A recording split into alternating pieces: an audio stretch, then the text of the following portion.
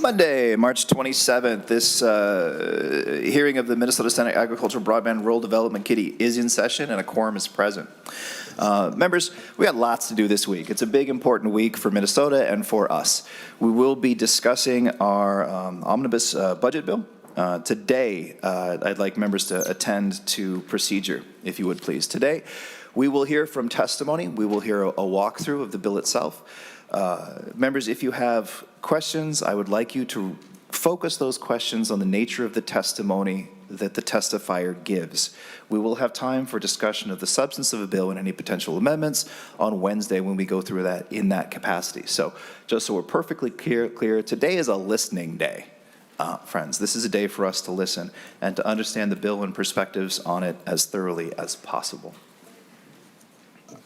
That being said, our first order of business before us is Senate File 1955.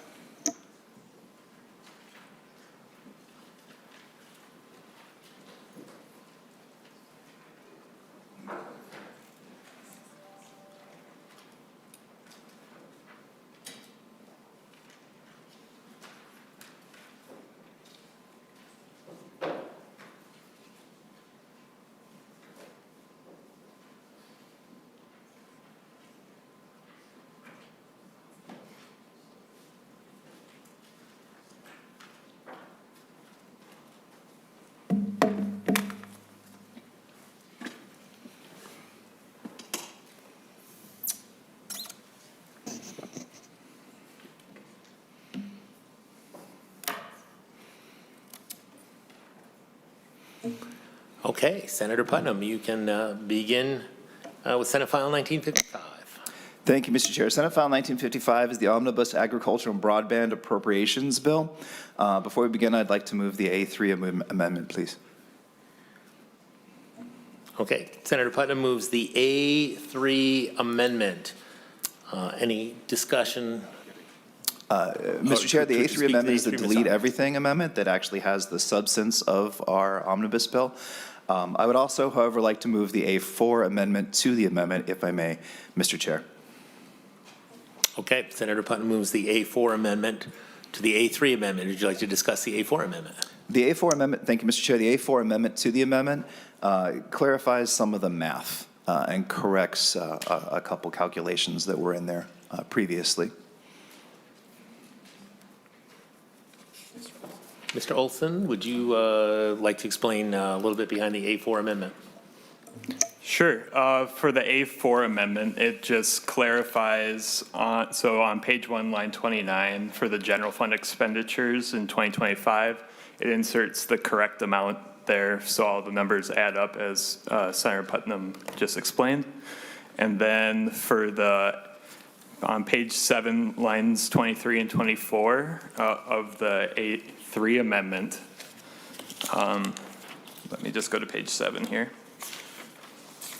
It clarifies that for the carve-out is $2.5 million each year for the Minnesota Agriculture Education Leadership Council within AgREIT. And then for the ongoing, then on page 18, line 14, it deletes $150,000 and inserts $350,000 for ongoing funding for services to emerging and beginning farmers. And that is the A4 amendment to the A3 amendment. Okay, members, a discussion on the A4 amendment. Seeing none, all in favor of the A4 amendment signify by saying aye. Aye. Any opposed? A4 amendment is adopted. Senator Putnam, back to the A3. Thank you, Mr. Chair. The A3 amendment is simply the delete everything that includes the substance of our omnibus bill. Mr. Olson, would you like to walk us through the A3 amendment? I would love to. So I will start with the spreadsheet that you should all have in your packets. Basically, this goes through Article 1 and part of Article 3 of the bill and just explains all the financial aspects within that bill. So our targets for the first 24-25 biennium are $148 million in total.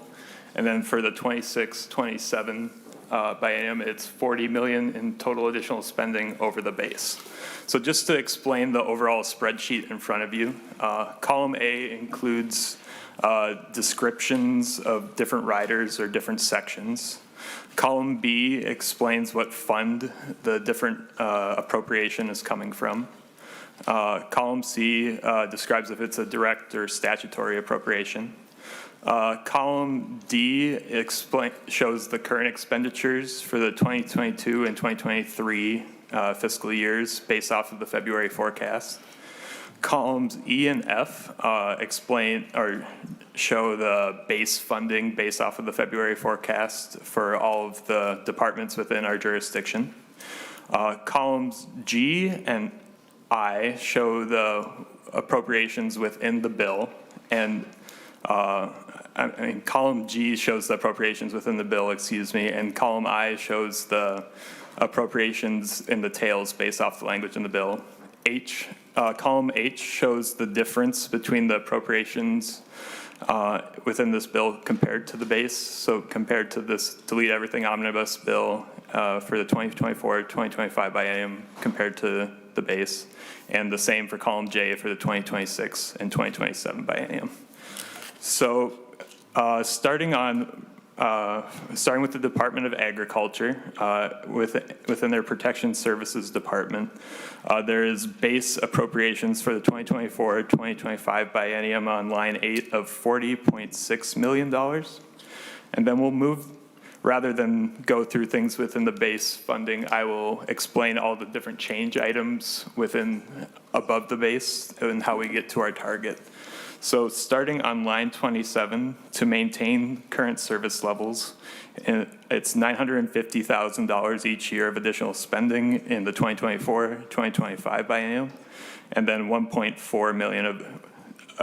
approximately 1.4 million of additional spending each year in the 2026-2027 biennium. For the meat processing liaison position from Senate File 5092 on line 28, it's $75,000 each year. There's also a separate line item in the future that references the federal match as well. On line 29 for soil health equipment grants, it's $2 million total for the 24-2025 biennium of additional spending. That's one-time additional money.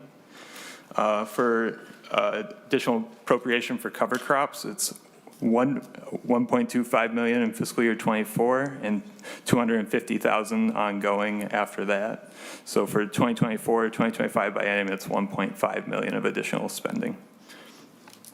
For the Forever Green initiative, it's $690,000 for the 2024-2025 biennium. That's on line 31, and that's ongoing funding, so it's also an additional $690,000 in the 26-27 biennium. For the wolf livestock conflict prevention program on line 32, it's $450,000 for the 2024-2025 biennium. That's one-time funding. For a deer abatement and crop damage report on line 33, it's $50,000 of additional funding in fiscal year 2024. That's one-time funding. For the noxious weed and invasive plant program, there's additional $300,000 above base for that appropriation. For the wolf depredation payments, it's $80,000 for the 2024-2025 biennium above base.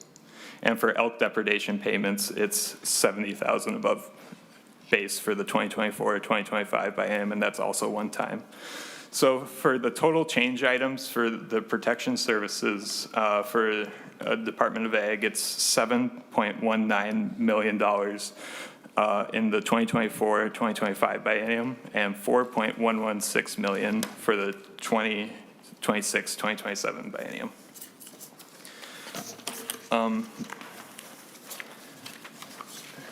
On line 58, you can see the federal match for the meat processing liaison. And then moving on to the promotion and marketing division within the Department of Ag. Their base appropriation is $4,015,000 each year. But moving down to line 79 and line 80, it's 300,000 for the 24-25 biennium of additional spending to maintain current service levels. Oops. Yeah, 900,000, sorry. It's 900,000 to maintain current service levels in the 24-25 biennium and 1.1 million in the 26-27 biennium. For international trade support, that is 300,000 of additional spending in 24-25 and 300,000 in 26-27. For farm safety, health, and wellness, this is a one-time appropriation of 200,000 of additional spending in the 24-25 biennium. And then for grants to farmer market hubs, that's also 200,000 in the 24-25 biennium. So for a total change in 24-25 for promotion and marketing of 1.6 million, and for the 2026-2027, this is on line 85 of 1.4 million of additional spending. Moving on to value-added products, we'll move down to line 123. So this is, the first item is the Agri sunset repeal. Currently, Agri is set to sunset at the end of fiscal year 2025. This would repeal that sunset and cost approximately $17.582 million each fiscal year for a total of $35.16 million in the tails for fiscal year 26-27. For biofuels infrastructure on line 125, that's 1.5 million of additional spending each fiscal year 24 and 25 for 3 million total for that biennium. That's a one-time increase in that appropriation. For the dairy fund on line 126, there's 5.5 million in fiscal year 2024. That is also a one-time appropriation. For hemp processing to Agri, there's a 700,000 biennial total appropriation for 24-25. On line 129, there's a carve out for the bio-incentive increase of $250,000 each year. So while it's not increasing the overall appropriation to Agri, it's increasing the amount within Agri towards bio-incentives. And a similar thing happens in 26-27 of an additional 375,000 each year carve-out increase for biofuels infrastructure. Moving on to line 131 for the Farm Business Challenge grants, there is 1 million each year, 1 million for the 24-25 biennium of additional spending, and 1 million in 26-27 of additional spending. On line 132, there is a decrease to the cultivated wild rice breeding, as was of 900,000 each year. 900,000 for the 24-25 biennium, and 900,000 for the 26-27 biennium after the amendment we took in committee.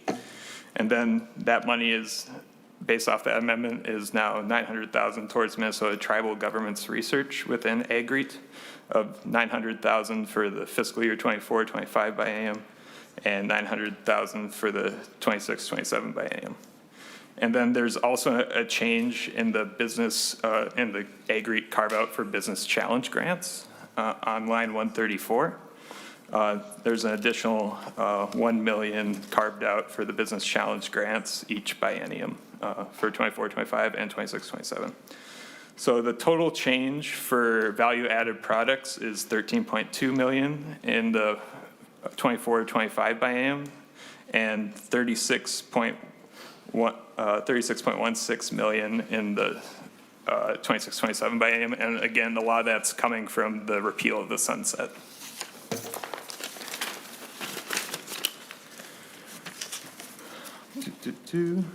Okay, and now we're moving on to admin and financial assistance within the Department of Ag. So moving down to the change items on line 186. It's 1 million in the 24-25 biennium to maintain current service levels, and 1.2 million of additional spending to maintain current service levels for their admin and financial assistance department.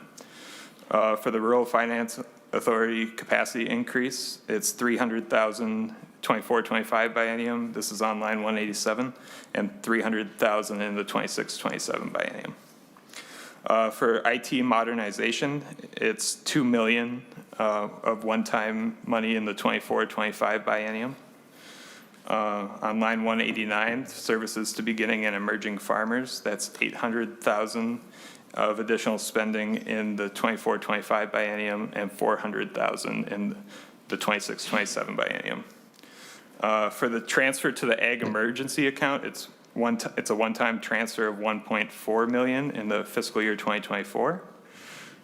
On line 191, there's additional appropriation to Second Harvest Heartland for their milk allocation of 500,000 for the fiscal year 24-25 biennium.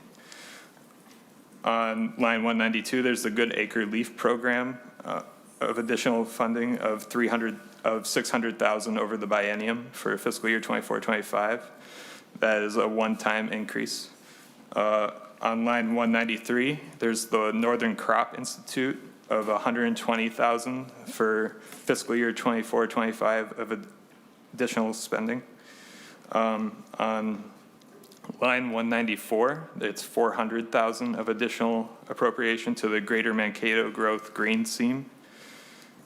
On line 195, for Minnesota Turf Seed Council, there is 150,000 in 24-25 biennium and 150,000 for the 26-27 biennium. On line 196, it's $2,000 in fiscal year 2024 for the Minnesota Poultry Association.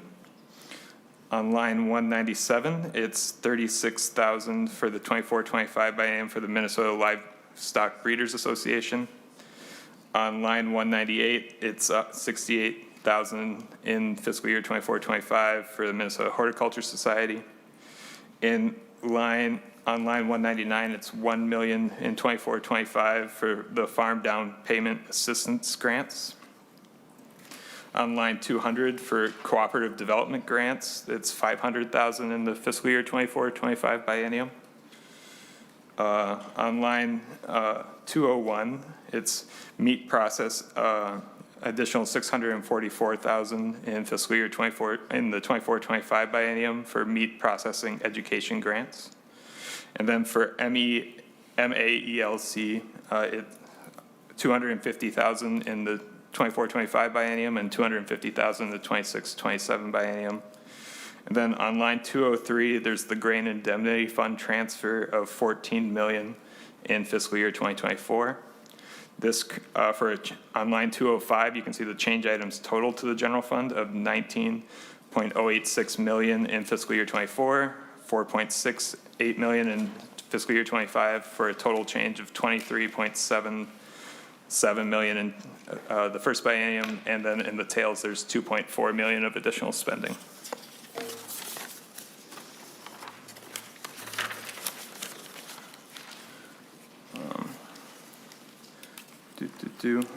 Moving on down to, let's look at line 221. This bill also, 224, sorry. This bill repeals the Oriented Strand Board, which was a statutory appropriation of 1.5 million in fiscal year 2025 and 3 million in fiscal year 2026 and 3 million in 2027 for a total savings of 1.5 million in fiscal year 24-25 biennium and 6 million in the 26-27 biennium. And then on line 226, you can see the total general fund spend for the Department of Ag. So in fiscal year 24, it's 95.7 million. In fiscal year 25, it's 73.9 million. And for a total change of 44.3 million in fiscal year 24-25, and then for a total change of 38.1 million in fiscal year 26-27. And that summarizes the Department of Ag. So now we're moving on to the Board of Animal Health. For line 235, we can look at the change items there. So for line 236, it's 100. So to maintain current service levels, it's 480,000 for the 24-25 biennium and 640,000 for the 26-27 biennium. On line 237 for the Ag Emergency Preparedness and Response appropriation, there is 720,000 of additional spending in 24-25 and 720,000 in 26-27 biennium. And then for the companion animal import quarantine, it's 340,000 for 24-25 biennium and 340,000 for the 26-27 biennium. On line 240, you can see that it's a approximately 1.5 million increase in general fund spending for the 24-25 biennium and 1.7 in the 26-27 biennium. Moving on to hourly, starting on 250, but I'll move down to line 258. To maintain current service levels, there's $200,000 in 24-25 and 200,000 of additional spending in 26-27. To replace equipment and facility upgrades, it's 1.5 million in the 24-25 biennium. This is one-time appropriation. And then for the renewable natural gas and digestion projects, that's also 500,000 for 24-25 total, and that's also a one-time spend. So the total change for hourly is 2.2 million of additional spending in 2024-2025 and 200,000 26-27. And that's basically Article 1, but I'll also briefly touch on Article 3 since the appropriations for deed, Office of Broadband are within Article 3. So the change items for broadband are on line 274. So for border-to-border broadband grants, there's 30 million in fiscal year 24 and 30 million in fiscal year 25 for a total of 60 million for the first biennium. That's a one-time increase in appropriation.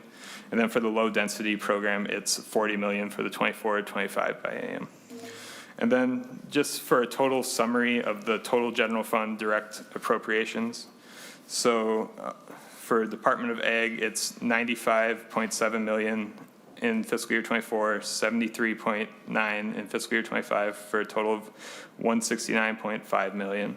For the Board of Animal Health, it's 6.7 or 6.8 million in fiscal year 24, 6.9 million in fiscal year 25 for a total of 13.7 million.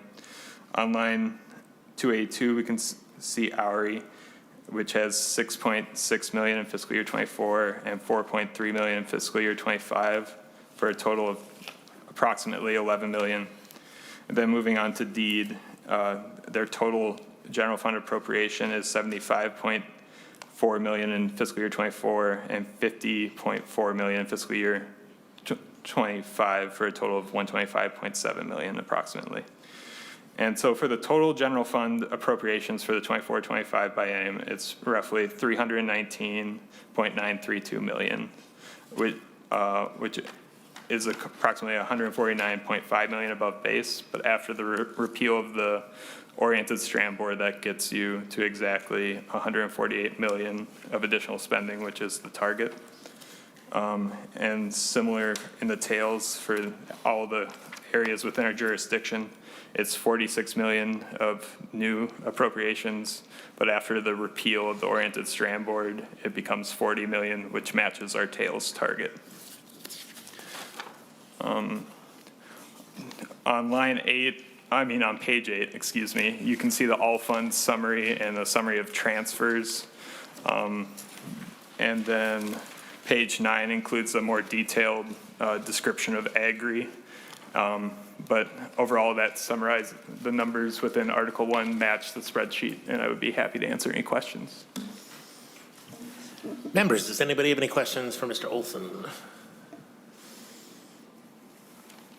Seeing none, thank you for your very thorough breakdown of the budget. Ms. Painter, do you have, it's on the legal side, a few comments on this? Mr. Chair and members, I'll just quickly take you through a summary of Article 2. Section 1 amends the cooperative grant program. That was from Senate File 1256. That was Senator Gustafson's bill. Section 2 establishes the Soil Health Financial Assistance Program. This was a pilot program introduced last year in the 2022 bill. That's from Senate File 1245, also from Senator Gustafson. Section 3 amends representation for the Agriculture Research, Education, Extension, and Technology Transfer Grant Advisory Panel, giving the Minnesota Indian Affairs Council the ability to appoint a person representing the interests of Minnesota tribal governments. That's from Senate File 1114 from Senator Kunesh. Section 4 modifies the incentive programs that must submit an annual report. That's part of the chair's initiative to eliminate the Oriented Strand Board incentive. Sections 5 to 16 relate to the new grain indemnity program. That's from Senate File 2218 from Senator Kupek.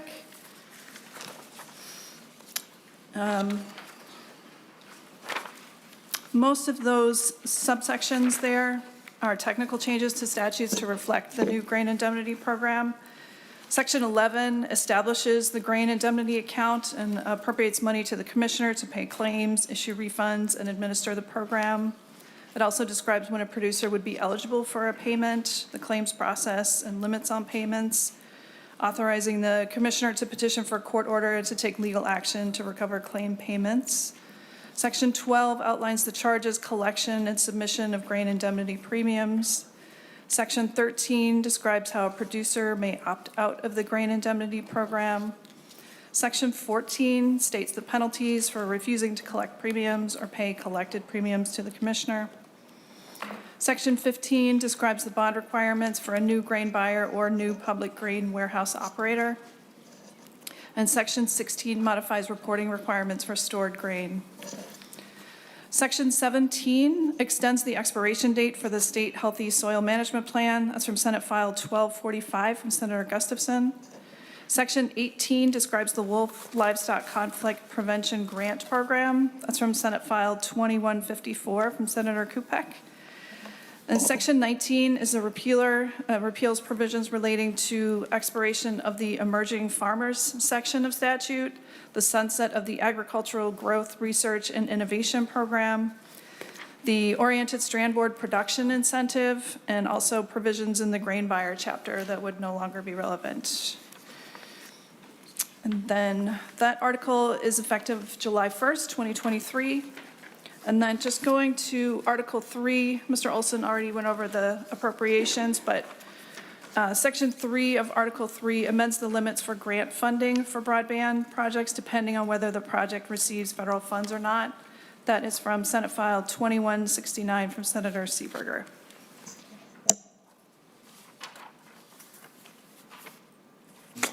Members, any questions for Ms. Painter?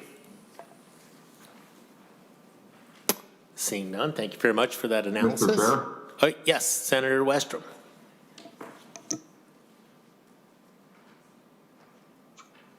Mr. Chair, a couple of quick questions, and it might relate back to Mr. Olson as well, but the repeal of the Strand Board Incentive Program, can you review that a little bit more? I think the conclusion is that that Strand Board is not going to happen, but could you just refresh the committee members of the status, and maybe the chair or Senator Putnam wants to touch on that a little bit, but I just want to make sure we're all on the same page with that, because we have carried that incentive for several years with the optimism of some economic development using bioproducts.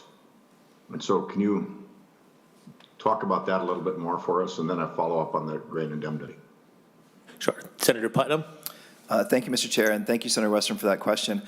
If I may diverge from the main theme of your question for a moment to say happy birthday, Senator Westrom, I'd like to do that. And also to let you know that we did bring cupcakes, but you're not here to have one. I will save one for you until Wednesday, and it will be as old as you are. Thank you, Mr. Chair. Now, that being said, Senator Westrom, I know you threatened it. That being said, Senator Westrom, I think it's an excellent question. It's something that we were discussing last week. My understanding is that this, while an admirable program, it has not been used. And so currently, this resource is articulated to construction projects that will be completed by the end of this year. There being none currently in process, we've decided to divert those funds to a different place. Ms. Painter can correct me if I've mistakenly characterized that. But our understanding is it's simply radically underutilized. And at this point, since there are no projects currently awaiting this funding, the likelihood that any would be begun and completed by December is slim. And so we've decided to use those resources in different places. Senator Westrom? Very, very good. Thank you, Mr. Chair. I know we've carried it forward different times as some of the Iron Range members had brought it. Looked promising at the time, but not everything always comes to fruition. So it seems like that's the case on this one. Mr. Chair, Ms. Painter, on the language on the indemnity fund, does that include, and maybe Senator Putnam, you can affirm, but does that include the language that we had added in final language that passed out of the Senate committee with policy? Or is there any changes from when it passed out of the committee originally? Ms. Painter? Mr. Chair and Senator Westrom, there were no changes made to that language from what was approved as amended from committee. So Ms. Painter, this is the amended language from committee. Exactly. It has not changed since it was heard in committee. All right, very good. Thank you, Mr. Chair. That's it for now. Okay. Any other questions? Seeing none, Senator Putnam, anything else you'd like to say before we begin moving to testifiers? No, thank you, Mr. Chair. I think it would be great to listen to the public and hear how they feel about the hard work that we've done. Okay, then Senator Putnam moves to adopt the A3 amendment. All those in favor signify by saying aye. Aye. Any opposed? The A3 amendment is adopted.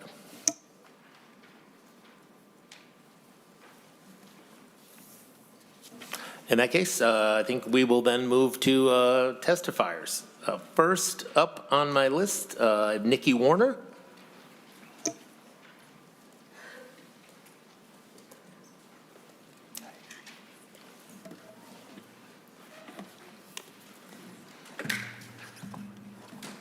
And if you'd just like to state your name for the record, then you can begin. Hello, my name is Nikki Warner. Thank you, Chair Putnam, members of the committee.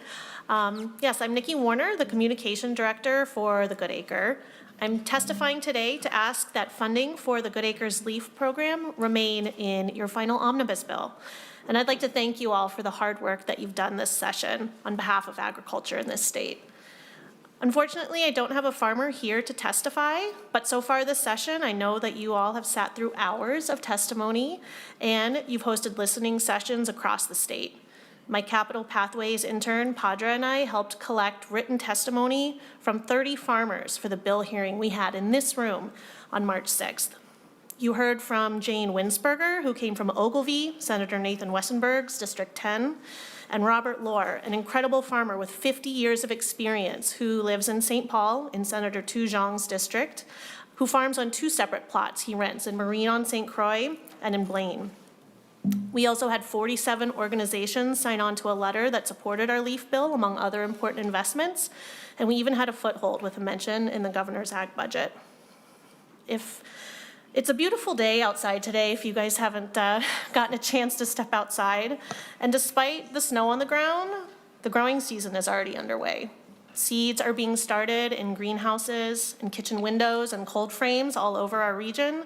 And regardless of what happens in this room this week, a harvest is coming. And it's only an eternal optimist that puts a seed in the ground and hopes for the best. And what we, my fellow testifiers, those of us in this room have brought you this session are seeds.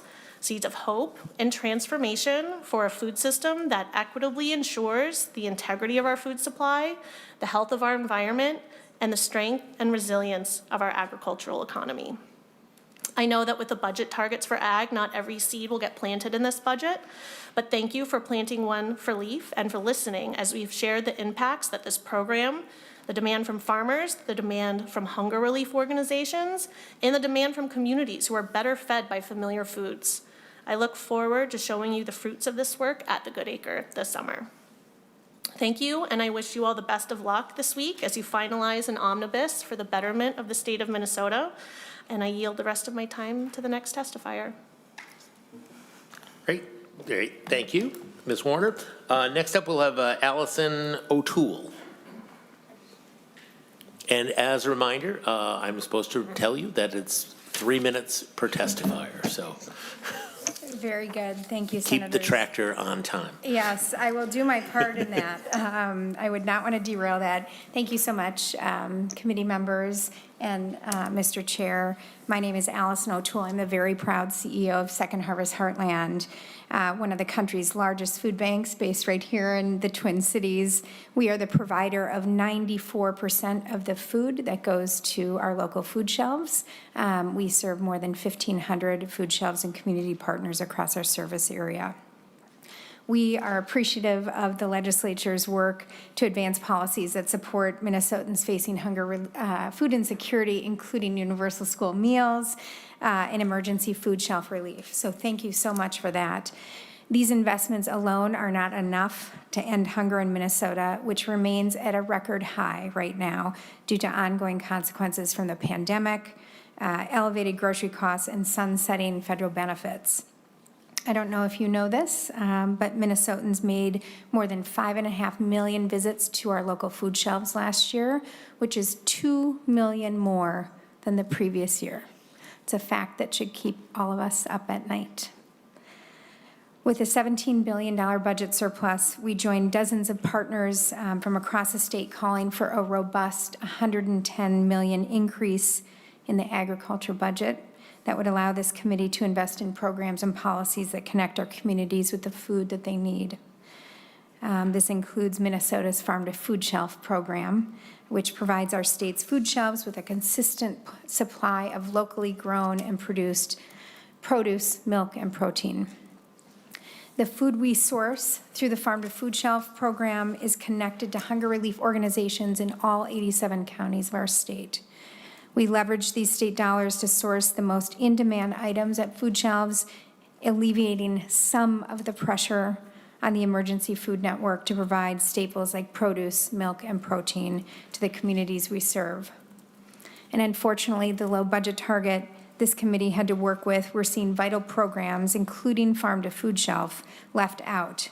We understand that this committee has had to make some really hard decisions on how to spend your limited funds, especially with the low budget target you were given.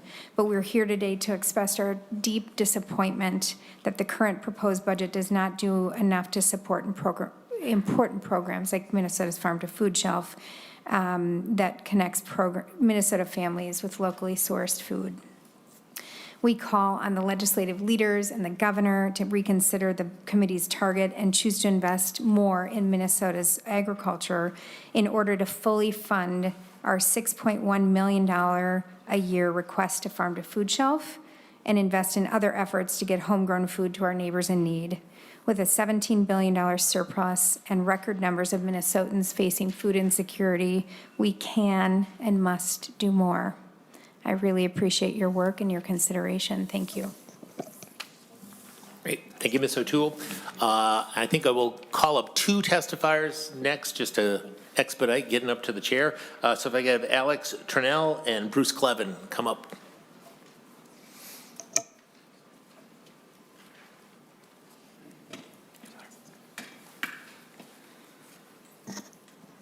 And Mr. Turnell, if you want to state your name and then begin, that'd be great. Yeah, Mr. Chair, members, my name is Alex Turnell, and I am on the policy staff with the Minnesota Corn Growers Association. MCGA represents nearly 7,000 family farm members around the state and represents all 24,000 Minnesota corn farmers who support research and education efforts through their participation in the Corn Checkoff program. There are multiple items that MCGA supported in the governor's budget proposal that the committee heard last week, and several of those items are included in the DE3 at various funding levels, but there was 3 items that I wanted to highlight specifically that MCGA strongly supports. The first item I wanted to highlight is the agreed funding of the $9.8 million per year, specifically the research efforts that agreed helps to fund, varying from different look at new manure and fertilizer management practices, as well as tillage and new drainage techniques. Maintaining funding for agreed continues to provide valuable up-to-date research for farmers to use and begin implementing these practices on their farms.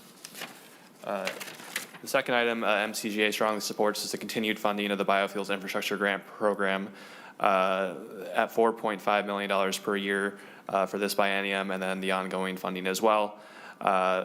This program helps smaller fuel retailers to begin offering higher blends of biofuels, specifically E15, which is often marketed as unleaded 88. By helping to offset some of the upfront costs, the retailers will be able to offer a fuel that is cleaner burning, higher octane at a lower price without sacrificing vehicle efficiency. In 2022, unleaded 88 sold for 17 less per gallon than regular 87.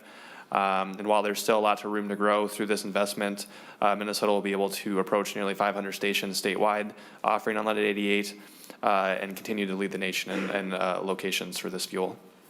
The last item I wanted to highlight is our support for the inclusion of the Soil Health Financial Assistance Program that will allow Minnesota farmers to begin implementing soil health practices that provides flexibility for what works best for their operation.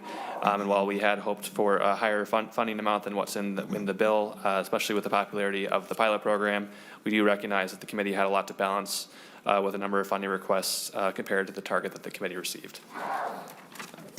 I also just wanted to mention as well that given the record high and volatile fertilizer markets the last 2 years, we want to thank the committee for choosing not to increase the fertilizer tonnage fee that was recommended in the governor's budget, as these fees are ultimately passed on to and paid by farmers. So thank you for that. Thank you for the opportunity to provide comment on the delete everything amendments today, and thank you, Chair Putnam and the committee for assembling a balanced bill that will allow Minnesota farmers to remain competitive in a changing environment, not just here but around the world as well. And we look forward to working with the committee as we go into conference committee. Thank you. Thank you, Mr. Trinnell. Mr. Clavin, if you'd like to state your name and start. Thank you, Mr. Chair. Bruce Clavin, for the record. I have several comments to make today for various groups. I'm not listed for Institute for Ag and Trade Policy. I talked to Mr. Peterson, and that's where I fell in the phone call today, was after Ms. McKee, but before Mr. Laurie, and so that's where I was slotted on the agenda. So I'm not here for them, but I am here for the following groups quickly. So I'll just go in order. Line 2.23, Minnesota State Cattlemen support the increase in the wolf and elk depredation payment line. That's very important to them. Moving on, line 7.34 to 36.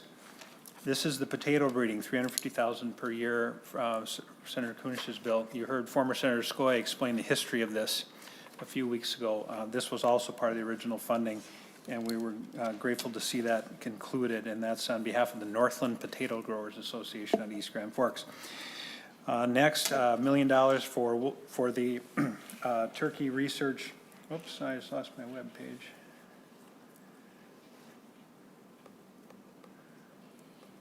Are you still running that meter, Hunter?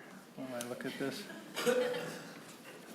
It's page 8. Oh, anyway, it's page 8. This is the one on the $1 million for avian influenza research and salmonella and other turkey-related diseases. We've started an internal conversation about prevention measures, and it comes from the wolf conflict grants that are in other part of the bill. Is there a way to keep wild birds away from the turkey farms? Can we have some lasers or sound machines or something? And while I had testimony today, I was thinking that maybe we could include, and this could be for Wednesday if possible, avian influenza prevention measures, just as a marker to keep that conversation going into May. I'll have to talk to the department, of course, but it's an internal conversation that started as the spring is rounding the corner here. So just float that out there. Finishing up quickly, lines 14.3, $60,000 from Northern Crops Institute. Minnesota wheat growers testified on that. Senator Cooper, you carried that bill. And I want to note that's a slight bump over the 47 that it had been per year. It's now 60, so the wheat growers are appreciative of that. Lines 14.11 to 14.34, $75,000 each year, Minnesota Turf Seed Council. That was Senator Johnson's bill. That was the full funding request. It's been there before, and so we appreciate that. And then finally, on board animal health funding, lines 21.32. This is, Mr. Olson described, to maintain current service levels, very important to the poultry industry as we head into the spring. And of course, the final thing then would be the emergency preparedness account, which is the original base of this bill, $560,000 a year, the original language. So on behalf of those groups, Mr. Chairman, thank you for the opportunity. Mr. Clavin, thank you very much. We'll take a quick little pause. Members, any questions from testifiers so far? Senator Anderson. Thank you, Mr. Chair. I think Mr. Clavin or someone mentioned something about the rice growers or wild rice growers. Is that correct? And the concern about that. If could further expand on that issue.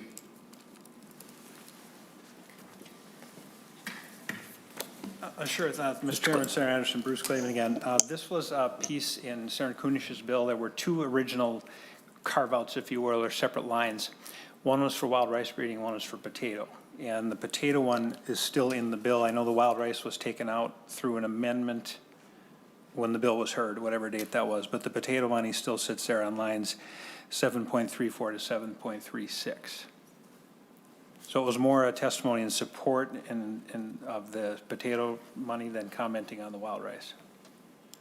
Mr. Clavin, so the concern for the wild rice issue is that not being funded is going to be damaging to the future of wild rice growers? Mr. Clavin.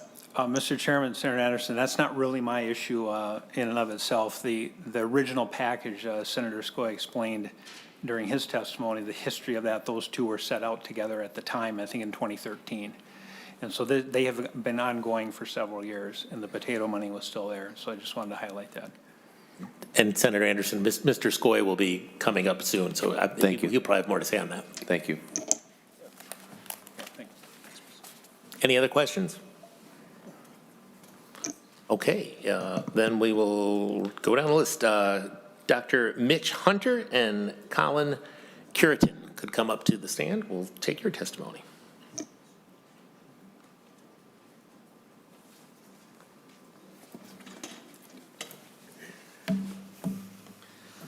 And Dr. Hunter, you can just state your name and then you can begin. Yes, thank you, Mr. Chair. My name is Mitch Hunter. I'm the Associate Director of the Forever Green Initiative. On behalf of the Forever Green Initiative at the University of Minnesota, I would like to thank this committee for including funding for our work in Senate File 1955. I'd also like to thank Senator Seeberger for carrying the original bill. This funding will help stabilize our key scientific personnel, including our plant breeders, many of whom at this point lack dedicated funding.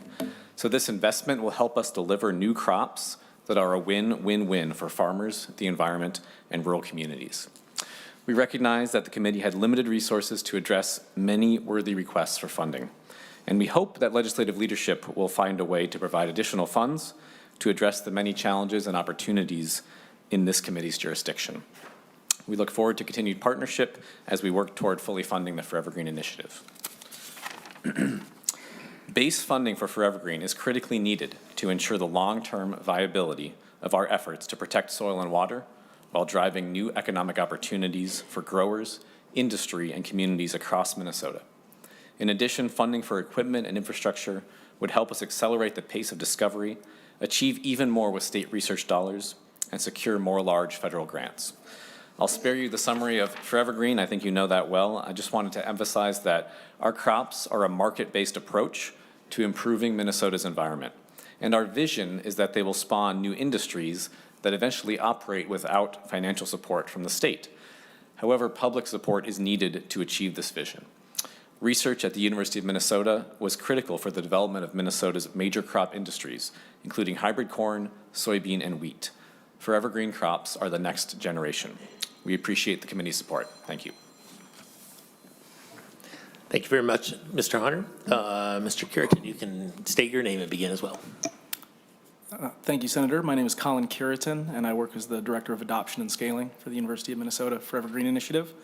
On behalf of a diverse statewide coalition, I would like to thank you for including expanded funding in this year's Senate Agricultural Omnibus Bill, initially introduced in SF 1353 by Senator Gustafson, for the Minnesota Department of Agriculture's new Developing Markets for Continuous Living Cover Crops program. We appreciate that the committee had limited resources to address many needs and requests this year. This idea was hatched in 2021 in partnership with hardworking entrepreneurs working every day to create supply chains, markets, and products for new perennial and winter annual crops. Partners' efforts beyond the farm gate will drive development of new multi-million-dollar industries in climate-smart agriculture in Minnesota and create production opportunities that will also avert millions of dollars of costs like expensive water treatment infrastructure, among others. Simply put, without supply chains and markets, these exciting new perennial and winter annual crops effectively don't exist as real opportunities for growers. In order to scale continuous living cover agriculture, we need markets. These entrepreneurs' ask was simple: expand the support being received by scientists and growers to also include entrepreneurs and small and medium-sized businesses as valued partners in advancing continuous living cover agriculture and its many benefits to our natural resources, economy, and communities. Like many industries based on new and emerging technologies, state funding is critical to support their establishment and initial growth.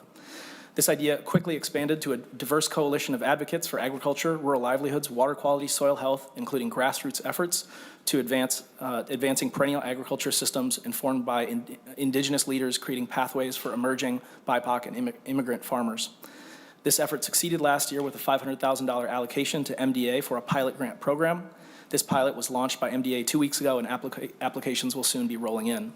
The allocation you have included in this year's budget expands this funding to more meaningfully accelerate these industries for these new crops and begins to stabilize this program through initial base funding. Again, thank you for your leadership and foresight on this issue.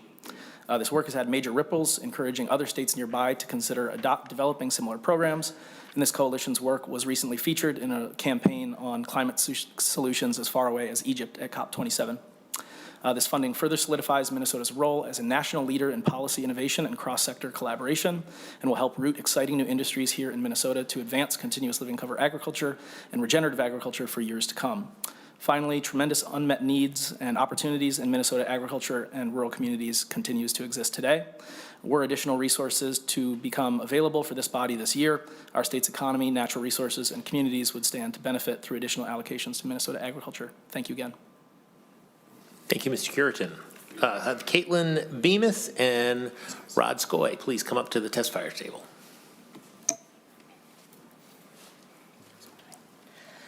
Mr. Chair and members of the committee, my name is Caitlin Bemis, and I serve as the Public Policy Specialist at Minnesota Farm Bureau, where I have the privilege of representing nearly 30,000 farm and ranch families from across the state of Minnesota. I want to thank Senator Putnam and this committee for the work you have done over the last couple months, and as you continue your work on this bill, there are many items that I would like to briefly highlight. First, thank you for the investment into and creation of the Soil Health Financial Assistance Program. The pilot program established last year was very successful, and we are looking forward to expanding this into a full program.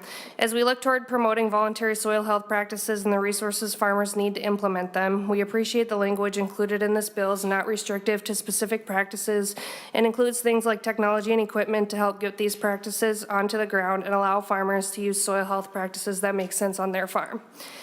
I'd also like to vocalize our strong support for the investment into the Agri program, specifically around the biofuel infrastructure program. Expanding the sale of higher octane, cleaner burning biofuels will help lower carbon emissions in transportation, lower fuel prices for consumers, and support farmers across the state. Thank you for your investment into meat processing in Minnesota, especially the Agri Value-Added Program and grants for training, recruitment, and retention. The last few years have shown us that providing additional dollars to our agricultural supply chain, especially to our inspectors, butchers, and processors, is a critical investment. Avian influenza hit Minnesota hard last year, and it is a good reminder of the importance of preparing for and responding to animal disease. The money allocated to the Agricultural Emergency Account and for the U of M Veterinary Diagnostic Lab is a much needed and appreciated investment. Thank you for the continued investment in broadband. Unserved and underserved areas continue to bring great challenge to our members throughout the state. Farmers and ranchers rely on broadband access and manage and operate successful businesses. Rural communities need access to healthcare, government services, and educational and business opportunities. We are grateful for the funding towards the Grain Indemnity Program. Developed through our grassroots policy process, MFBF believes that state general fund dollars should be the only source of revenue for a grain indemnity fund. Through this guidance, we are not supportive of a producer-funded indemnity program. While the bill currently proposes an opt-out provision function through a refund process, we believe that a better process would allow farmers to choose to participate before paying into the fund. Lastly, I will list a few more provisions we are really excited about, and those include investments in wolf livestock conflict prevention grants, as well as depredation payments for destroyed or crippled livestock, crop damage compensation, investments in a mental health outreach, and the down payment assistance program, as well as the investment into the Dairy with an Eye program. Thank you so much for all your work on this. I think with the funds that were available, we're really excited about this bill. Thank you, Mr. Skoye. Thank you. My name is Rod Skoye. I'm a farmer from Clearbrook, Minnesota. I would like to thank many of you for lending me your ear as I tried to make a case for maintaining wild rice research. The gentleman from Forever Green had it right. It's completely appropriate that there's public dollars going into these emerging crops. It's also completely appropriate that that money and research is done at the University of Minnesota. The plant breeding and other research that they do for these emerging crops there will pay the state back many times throughout the years. I think that overall, much of the work you've done is good, but I do have a concern with the elimination of the wild rice research money at the University of Minnesota. Wild rice is a relatively small emerging crop. It's growing across the northern part of the state in Pennington, Clearwater, Beltrami, Lake of the Woods, Coochin, Itasca, and Aiken counties. Red Lake Nation is our 5th largest wild rice producer, and these are some of the most economically challenged areas in the state. This rural development, this economic activity that we're providing in these parts through the farms and the agriculture that we do, it's extremely important, and I'm concerned that with the elimination of the public money going to the University of Minnesota for wild rice research, it will be a real negative to the state. It's certainly going to be a negative to the farmers that are trying to make livelihoods in these areas, and I would hope that you would find it some way to revisit this, as I did thank Senator Kunish for finding time to meet with me again today. Hopefully we can continue the dialogue and find some compromise language that will allow that important program to continue. Thank you. Thank you, Mr. Skoye. I'll take a question break here from members. Members, any questions for the last 4 testifiers? Sure. Senator Anderson. Thank you, Mr. Skoye. Thank you for coming to the committee. From your vantage point and realizing what's happening with the rice breeding, wild rice breeding, what do you see will be left out as far going forward with this project that has been in the hands of the University of Minnesota? Mr. Skoye. I'll try to be brief. Wild rice research has been going on at the University of Minnesota. Their first crop release was done in 1974, so over 50 years now. And what that has done is that it's allowed the crop that the farmers is growing for the seeds to hang on. Wind knocks the seeds off. And when we don't have that research going on, we won't be getting the updates that help the seeds hang on better, and which will be an economic loss to the farmers, and therefore they will be less competitive with the other growers of wild rice in the country, primarily California. So I'm worried about the economic loss to the farmers in Minnesota. Mr. Anderson, Thank Senator you. Anderson, any follow-up? Thank you. Okay. Thank you. Thank you, Mr. Skoye. Any other questions? Okay, seeing none, we will continue on. Amanda Kohler and Leah Gardner, if you could come up to the stand.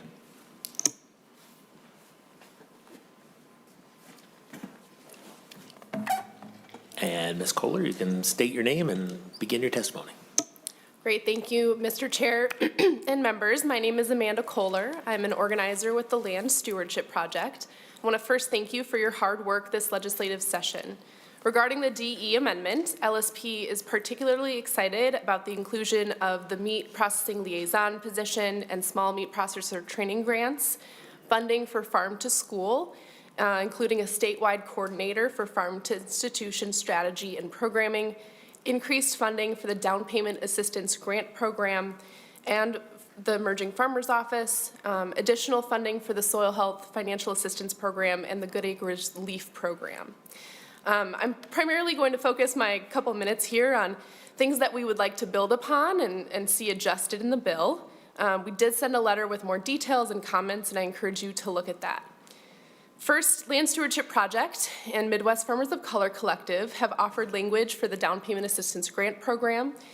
We want to make sure that it's accessible and equitable to those who need those dollars most, and so we plan on following up with Senator Seeberger, who carried the bill, as well as Chair Putnam on that.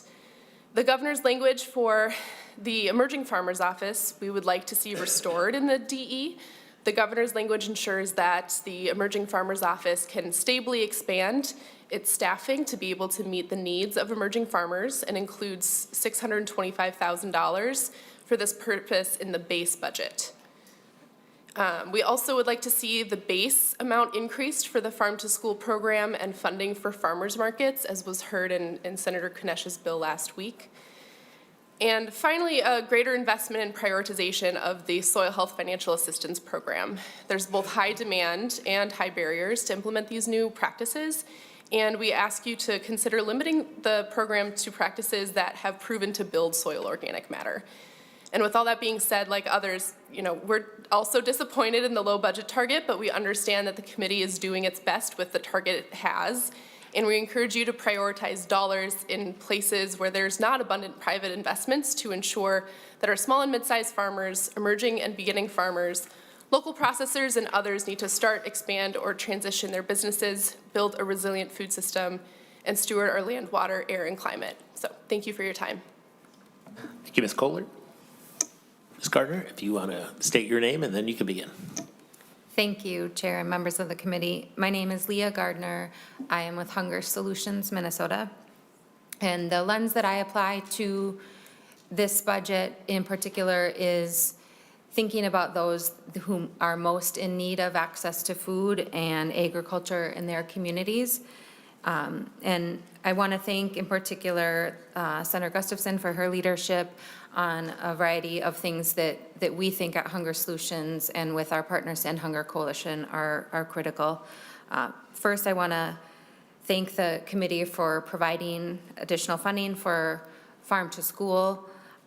We think that it's an important next step after now ensuring access to school meals for all students. We can now improve the quality of those meals and open up markets for more local foods and locally grown products to be purchased. I also want to thank the committee for providing additional funding for LEAF. During the height of COVID, I'm really proud of the innovation that the hunger relief community was able to offer in a variety of ways, and I think the LEAF program is probably one of the best examples of that that we have. It supports BIPOC farmers at a fair price, and it also gets really much needed fresh, locally grown, culturally relevant foods to communities that otherwise food shelves have a hard time sourcing and bringing in. And I also want to thank you for providing ongoing funding for the Good Food Access Program and urban ag programs.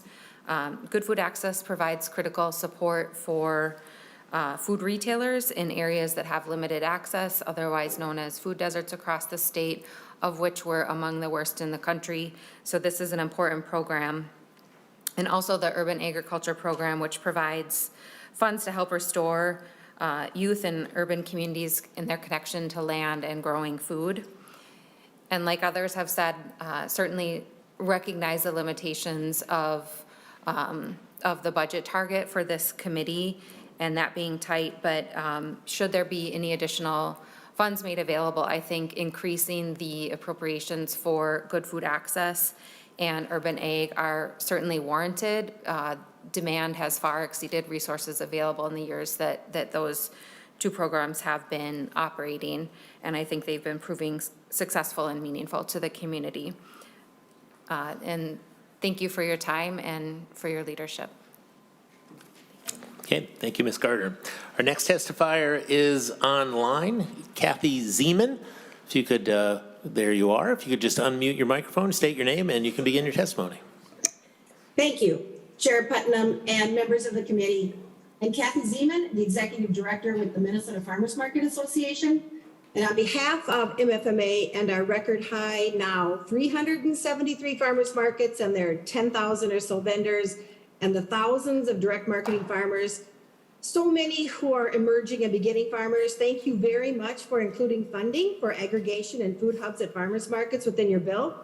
A one-time infusion of $100,000 per year, while the first time ever, and it's very exciting and will be very helpful, falls a little short of effectively investing in our local food farmers and their communities at the scale that could be possible this session. Thank you, Senator Kunish, for championing our farmers market support bill to allow for up to $10,000 per farmers market in Minnesota. Given the $17.5 billion surplus for our state, a one-time infusion of those kind of funds for all the farmers markets would make a tremendous impact and allow for long-term improvements. We would like to take the opportunity to work with the committee to perhaps expand the eligibility of what the funding could be used for. If we could expand the appropriation use to include food hubs, business and food safety training, and infrastructure needs, that would maximize the impact of this investment. Investing in farmers markets is like a sign of spring. Producers in this sector are the most diverse in ethnicity and gender, the youngest. They employ more soil health and conservation practices and are actually growing rapidly in the number of farmers on the land. To wrap up, I humbly ask for your support in increasing the funding amount if possible and expanding the criteria for the appropriation. I also understand the tension between all the budget asks, really good ones, and the lower than hoped for budget target for ag. So I thank you for letting me testify from rural Minnesota, and best wishes in making your final decision. Thank you very much, Ms. Zeman. Could Chris Cowan come up to the testifier stand?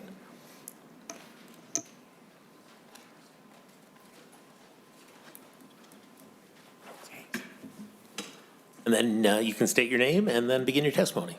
Yes, thank you, Mr. Chair and Mr. Chair. And my name is Chris Cowan, and I'm a contract lobbyist with the Pesticide Action Network, and also working with the Midwest Farmers of Color Coalition and other immigrant farmer groups. Just some thoughts as was requested today. Of course, the Ag Committee is for all Minnesotans, including, of course, farmers, and that includes farmers of all situations. Big commodity farmers, small specialty crop farmers. They can be in the city, they can be in the suburbs, they can be in the exurbs, they can be, of course, out in the country. And they can be conventional farmers, they can be organic. And our hope with the Pesticide Action Network, and I think we would all hope that that we would promote that all of these farmers do their best to keep the land healthy, the air fresh, and the water clean. So I just want to thank the committee and all your hard work for the provisions that help the emerging farmers. Amanda Kohler with Land Stewardship Project did a great job of going through all those. And then I would just urge going forward, I would suggest that we need some more creative problem solving as a remedy to the small target for the Ag Committee's budget. And I know this day and this place may not be the place to start that discussion, but the session isn't over yet. And I urge creative problem solvers to work with others who are involved with this process to think of ways to perhaps expand what's available. I would also like to thank Senator Kunish for bringing forward a version of the pollinator account or a pollinator account bill. There's also a version of it in the MDA budget, and we hope that is something that can see light by the end of session. We also brought forward several other pesticide bills to the committee, including a heritage seed bill that was heard and laid over for possible inclusion, but also other bills, and that, Senator Kunish, thank you again. And just to mention at least one of the other bills that we hope that the subject matter gets consideration sooner than later. And that's a bill that has to do with PFAS being in pesticides. We believe that that's an issue that needs to be addressed one way or another very soon. Maybe it's going to be too late for this planting season, but certainly by the next planting season, that something be done to get the PFAS out of the pesticides in Minnesota. And I'll just finish by saying that I hope we need an ag committee that creates laws and policies that reflect a proper balance of rights and responsibilities that keeps our land healthy, our air fresh, and our water clean, and that these responsibilities and rights keep all of our neighbors good neighbors. Because we all live upstream from somebody and we all live downstream from somebody. And those rights and responsibilities working between all the parties need guidance, and this is a place for it to be had. Thank you very much. Thank you, Mr. Cowan. Our next testifier is online. It's Peter LaFontaine. There you are. If you want to just turn on your mic, state your name, and you can begin your testimony. Sure. Can you hear me okay? Yes, we can. Great. Thank you, Mr. Chair and members of the committee. My name is Peter LaFontaine. I'm the Agriculture Policy Manager at Friends of the Mississippi River, or FMR. Our top two priorities before this committee are appropriations for the Forever Green Initiative, which starts at line 4.19 of the DE, and the Department of Ag's Continuous Living Cover Value Chain Development Fund, which starts at lines 428. These are complementary programs and are among the most transformative and forward-looking opportunities in agriculture today. They offer our state a pathway toward revitalized rural communities, improved public health, and a cleaner environment. As the previous testifier said, these really are a win-win-win. And moreover, they're programs that have historically and deservedly drawn support from across the political spectrum. So we're grateful to the committee, and particularly the bill authors, Senator Seeberger and Senator Gustafson, for including Forever Green and Value Chain Development grants in the Omnibus.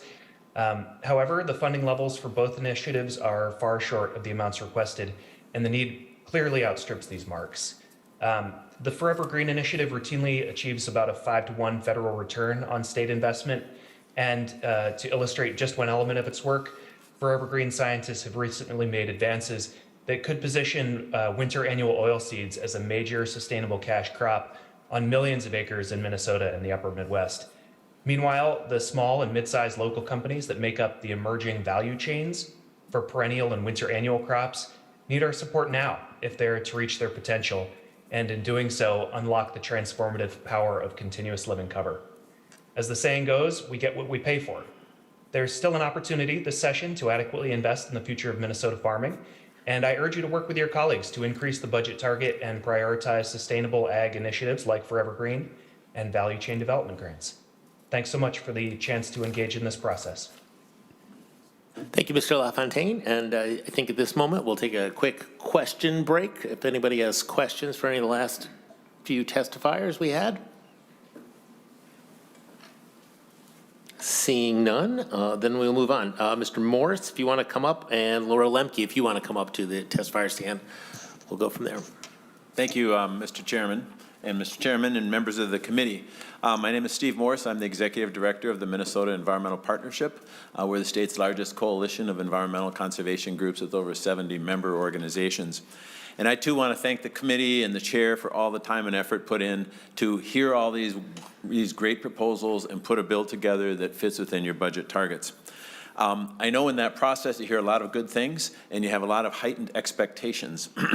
So thank you for the many initiatives that you brought forward, the many good provisions, but I know it's difficult to see the reality of a budget target collide with all the expectations that have been built up over the last couple of months. I'd like to think if I had a nickel for each time I heard today about how great it was that you did what you did within your limitations, I'd be easier going and being able to buy myself a treat tonight. Let's just say that. This is a watershed moment for the next generation of agriculture. This bill does a lot of great things, supporting emerging farmers, supporting hunger programs, direct marketing, specialty crop growers. It's developing farmers and crops of the future. Yet it really doesn't meet the demands and needs of today. I'm not going to go through the litany of programs that you're funding and how great they are and all the good things you have in here, but that you're just not doing enough of it. I think you've heard plenty of that. The basic message I just want to deliver is you've got a lot of good ideas. You've got a little bit of money to spread really thin. And so really what we want to do is call on this committee to work with your House, work with the Senate to get the Senate to meet with the House and the governor and really take a look and take another look at the targets that have been put together so early. We have a couple months to go yet before the end of the legislative session. We need to look at what the needs are for agriculture and food, for our soil and our water going forward. And quite frankly, as many good ideas as we have in this bill, we need to revise the number upward in order to meet the demands of today, in order to meet the challenges of today. We've waited a long time to do things that are more meaningful and can move forward on our ag, food, and environmental issues in tandem. And quite frankly, this is the time we need to do it. And just call on you and call on the leadership of the Senate and the other major bodies to take another look at this target for the agricultural area. It feels a little bit like it's the money that was left over after everything was decided. And we hope we can take another look at it and respond to today's needs. Thank you. Okay. Thank you, Mr. Morris. Ms. Lemke, you can state your name and begin your testimony. Thank you. My name is Laura Lemke, and I'm the Executive Director of the Minnesota Grain and Feed Association. We are a 116-year-old nonprofit voluntary membership organization which represents the interests of the state's grain elevator and feed mill industry. I'm here today to speak in opposition to the Grain Indemnity Fund appropriation contained in the Delete All Amendment. I have previously shared with this committee our concerns and opposition to the creation of a Grain Indemnity Fund. In our opinion, this legislation focuses too heavily on protection for farmers and not enough on minimizing or preventing future insolvencies for grain buyers and warehouses. Without a strong regulatory framework for the grain industry, we fear the indemnity fund will be used too often, its funds depleted, and producers will be paying an added tax on their grain sales. One way to maintain the regulatory framework would be to retain the grain surety bonding program for all buyers and warehouses, grain buyers and warehouses. Since there's a huge lack of understanding out there, I want to state clearly, grain bonding is not insurance, and its purpose has never been to make producers whole in an insolvency. Grain bonding is a financial screening mechanism by an independent third-party surety for those applying for a grain buyer or warehouse license in Minnesota. Grain buyers and warehouses pay a premium equal to approximately 1% of the value of the bond on an annual basis. The bond value represents the skin in the game a surety is responsible for paying out if a grain buyer or warehouse becomes insolvent. The surety's job is to analyze each applicant's CPA-prepared financial reports annually to determine their operational solvency and if the surety will continue to underwrite the bond.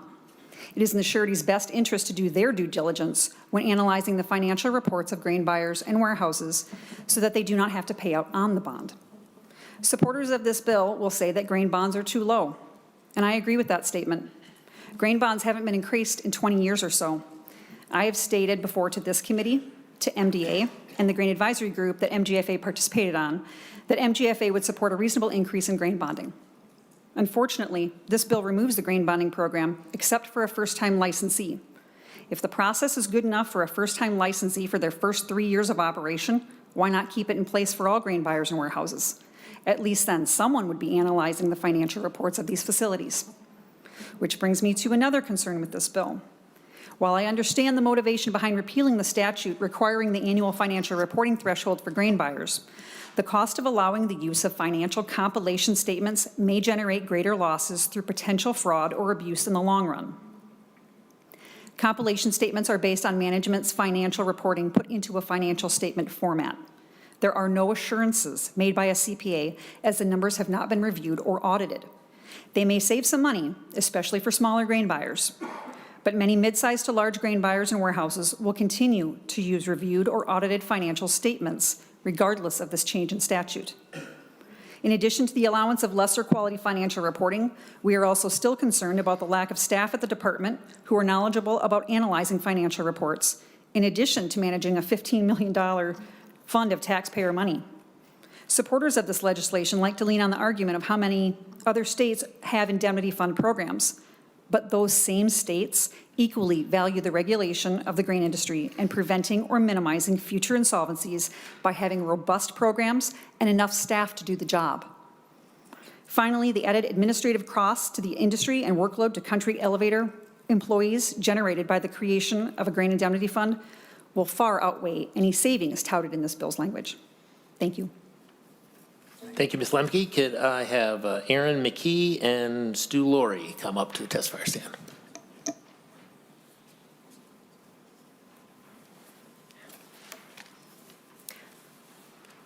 Thank you, Chair Putnam and members of the committee. My name is Erin McKee, and I'm the Community Food Systems Program Director at the Institute for Agriculture and Trade Policy, which is a nonprofit based in Minneapolis.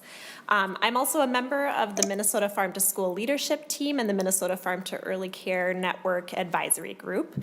And I've worked on supporting farm to school and early care programs in Minnesota for 13 years. And I, like many others today, I want to recognize the lower ag target than what we hoped for puts you all in a very difficult position. So thank you for doing the best that you can with what you've been given to balance priorities with so many great programs on the table to decide about. I want to thank Senator Gustafson for championing farm to school and early care in her bill, Senate File 2158 this session. And also to the committee for your support, especially we're so excited that you included for early care education centers as eligible recipients of the MDA Farm to School and Early Care Grant, and also for appropriating $150,000 for a full-time farm to school coordinator role at MDA. We really know the impact in getting the fresh, healthy food to the littlest eaters in Minnesota is very important. They depend on early care meals for a huge percentage of their nutrition intake every day, and it's a window of opportunity to influence their taste preferences and eating habits for the rest of their lives. So that's hugely important to us. And the MDA position will provide crucial statewide coordination for the support of farmers and grantees and eligible applicants to ensure the success of this grant program. So we really appreciate that. I will say I do have to express our disappointment that the Omnibus bill did not include the pass-through funding support for the regional coordinator positions that we had had in our bill. And you might remember our testifier, you heard during our bill's hearing that the regional local food coordinators are incredibly impactful. So having a point person like our testifier, Amy Haig, who supports Dassel, Cokato, Litchfield, and Hutchinson school districts, they can act as a contact for the school's food service teams and local area farmers. And for that example of Amy's districts, they've been able to leverage those 3 small districts to scale their local purchasing from $0 to $825,000 worth of local purchasing in just 3 years. And that was a really huge impact from pretty small districts. Those positions really matter. We have grant recipients and farmers who are calling members of the Farm to School leadership team regularly, asking to be connected with local farmers or to learn about opportunities to sell to their local food service districts. But we all don't have the capacity to meet that demand coming from farmers and community members. There is really a need to fund those type of positions, and we've been asking for that for a decade. We know that they can really have a huge impact, and we could see the stories like Amy's replicated across the state.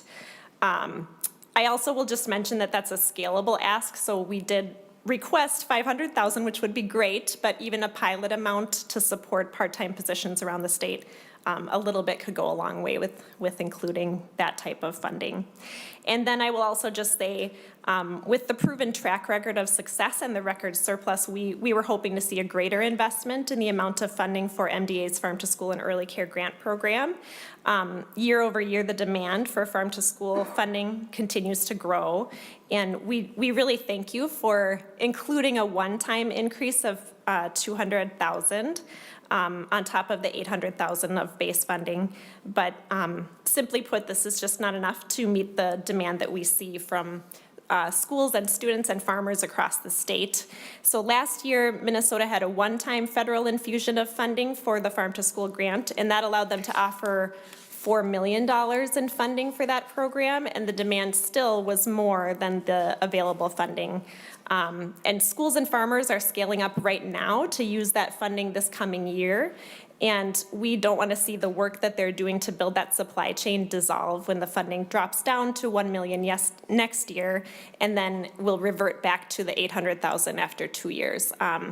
So we really see this as a critical time to make investment in increased funding for that grant, as it will leverage the momentum created by that federal investment and signal to farmers, schools, and early cares that there's sustainable support for local purchasing they can plan on. And we do see other states, like Michigan, for example, is funding a similar program at $9.3 million. So we would like to have Minnesota scale up. So thank you so much. I'm happy to answer questions, obviously. Great. Thank you, Ms. McKee. Stu Laurie, if you wanted to state your name for the record, and then you can begin your testimony. Thank you, Chair Kupek and members of the committee. For the record, my name is Stu Laurie. I'm the Government Relations Director for Minnesota Farmers Union. And on behalf of our members, I'd like to share our strong support for SF 1955. Putting together a spending bill when worthy requests far outpace the funding available isn't easy. And while we certainly, like others, asked for things that aren't reflected completely in this proposal, this is unequivocally a good bill that reflects our members' priorities and will help make our ag economy more distributed, more resilient, and more fair. So thank you for your work on that, and we very much look forward to working with the committee as this bill moves forward. I want to highlight just three broad things. First and foremost, we so appreciate Chair Putnam, your inclusion in the grain indemnity program.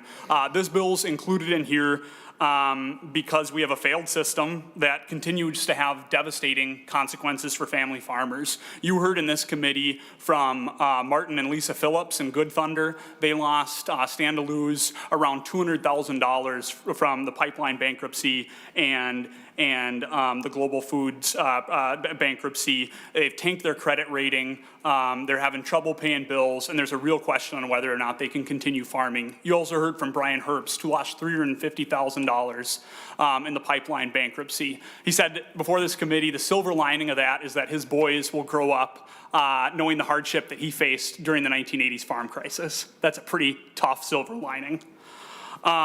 The department's been on record that farmers have gone bankrupt waiting for a payout from the bonds. If you choose to make this law, it's always hard to talk about the potential impact of a complicated policy, but I can say with confidence that if you make this law, you will not hear those stories before this committee again. This bill, if history is a guide, will save farms next year, and it'll save farms 20 years from now. So thank you so much for your hard work on that proposal.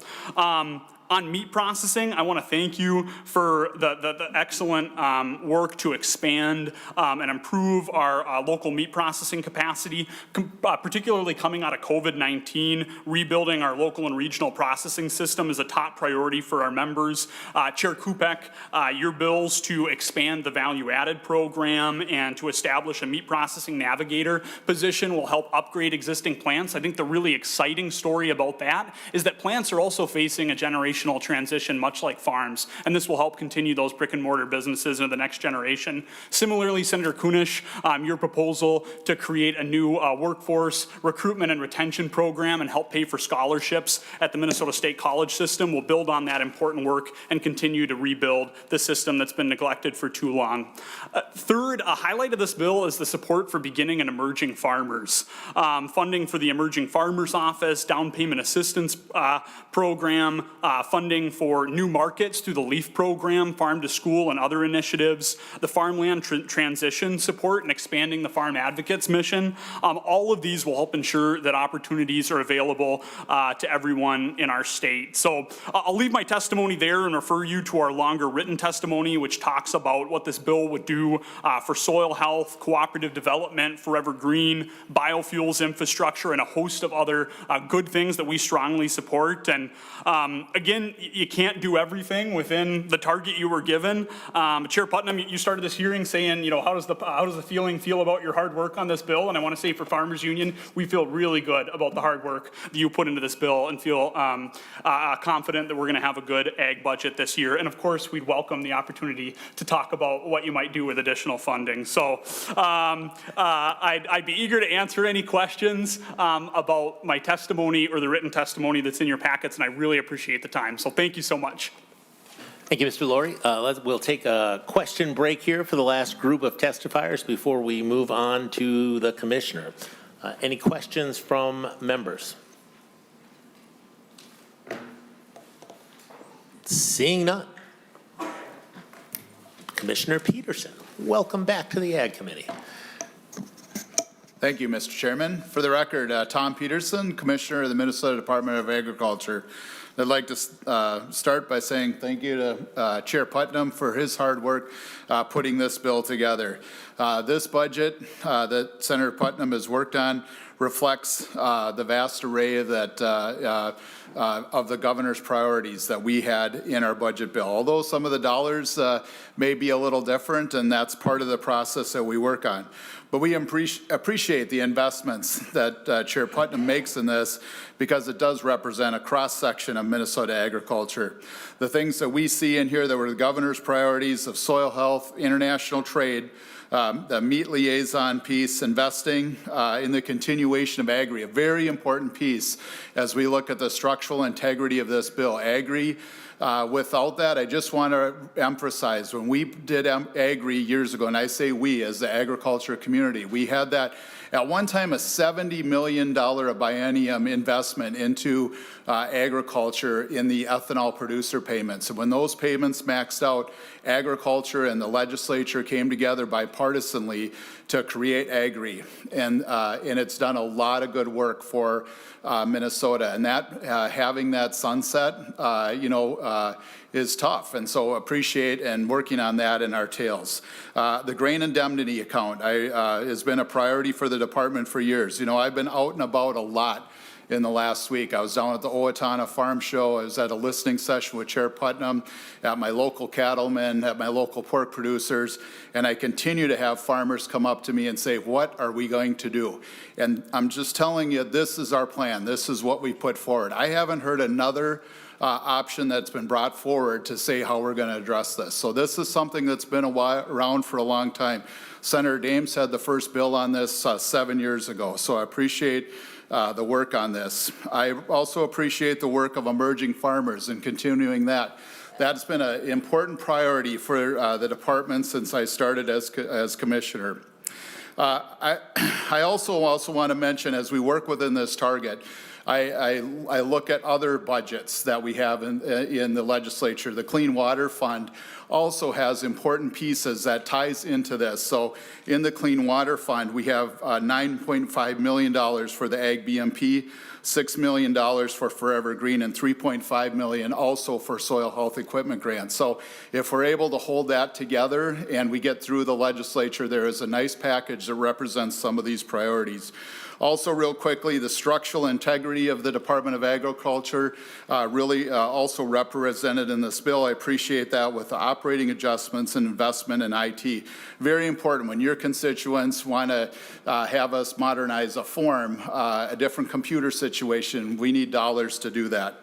Also on that, things that aren't in the bill, and they are tough. One was a fertilizer tonnage fee that you've heard about, and I don't like to create fertilizer or fees or things, but we do need to talk about that part of our division, which is highly funded by fees and doesn't keep up with inflation. So what that's going to mean is not funding that into the future is slower permitting inspections and things like that. And then also the dedication of our food dedication, modernization of our food licensing is also just a structural thing that long-term is going to create issues for the department. So we'll continue to have conversations with the chair and the committee on that as we move forward. Just in closing, I also just want to mention a couple things that were not in the governor's priority when we put our bill together, but have kind of come to the light is the dairy program. I mentioned the dairy industry really struggling right now, and this would be a good signal. I think it was a good thing that the legislature did before. The co-op development grants, we actually reauthorized that a couple years ago, and so I think that's a great investment and we see a need. And then the wolf conflict bill, that is an interesting bill because we had that bill several years ago. It was actually, I think Senator Gazelka had that, and we started it, but then for many years we were able to leverage federal dollars for that. And what that does is help keep the wolves off the farm so we don't have to carry the depredation. We didn't get the federal award this year for different reasons. They had less money to give, so we're not going to be able to offer those grants. We've been able to offer them with federal funding for the last couple of years, and we don't have those dollars. So appreciate the consideration putting that in. With that, Mr. Chair, I'll leave it at that. So thank you. Members, any questions for the commissioner? Seeing none, thank you, Commissioner Peterson. Are there any other members of the public or in the room who would like to come up and testify? Seeing none, Senator Putnam. Thank you, Mr. Chair, and thank you, Mr. Chair and members, for your dedicated attention to all the individuals who came here of their own free will and spent their time testifying on the nature of our labor. I want to thank each and every person who offered their opinion today. We weren't able to do everything we wanted to do. We weren't able to do everything you wanted us to do, but you are heard. That's incredibly important. And your words resonate with us. And one thing in particular, I'd like to thank everyone who testified today who acknowledged the difficulty of doing this sort of work. I wish we had the governor's checkbook, but we don't. So we had to do the best we could with what we had. And also the tremendous outpouring of grace and support that came from the agricultural committee, agriculture community, in understanding the challenges we faced when we put this budget together. A budget that we approached with the desire for balance and consequence. And I think that by and large, frankly, I think we did a pretty good job with that. And I appreciate your appreciation of our challenge and our labor. And that being said, Mr. Chair, I'd like to move that Senate File 1955 be laid on the table. Okay, Senator Putnam makes that motion. Any discussion on the motion? No, I don't think it's discussable, sorry. It's not discussable. Fooled you. Yeah, all those in favor of laying Senate File 1955 on the table signify by saying aye. Aye. Any opposed? We are laid on the table. Senator Putnam, do you have a few things, any other closing things to say? If not, I'd like to, then I will make a closing remark then. Thank you to all the testifiers who came before us. Thank you for going with the time limits too that we set out. It's greatly appreciated to keep the business moving along. And with that, the Senate Agriculture Committee is adjourned.